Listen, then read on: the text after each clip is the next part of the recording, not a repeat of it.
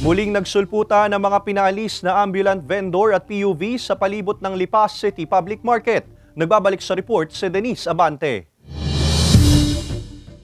Kung mamamalengke ka raw sa Lipa City Public Market, hindi lang pera ang kailangang dalhin, pati na rin ang pasensya.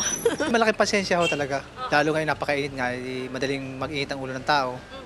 The more na magdala ng maraming pasensya. Hindi na maiwasan yan, siyempre.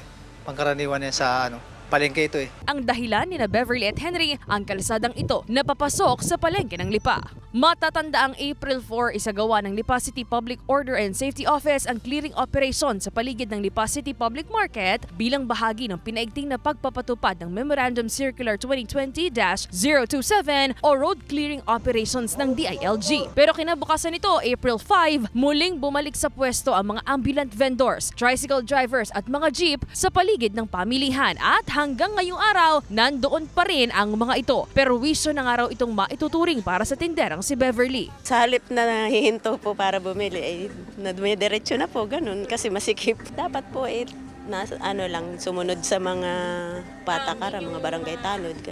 Basta po yung nasa parking din po sa tama. Kabi-kabilaan man ang mga nakapaskil na paalala ng pamunuan ng Barangay 3 na nakakasakop sa lugar hinggil sa pagbabawal sa mga pribadong sasakyan na pumarada sa gilid ng kalsada, may pailan-ilan pa rin daw na nakakalusot. Hindi rin daw nila masaway ang ilang mga tricycle at jeepney driver na sa gilid na ng kalsada pumarada at gawing kanilang terminal.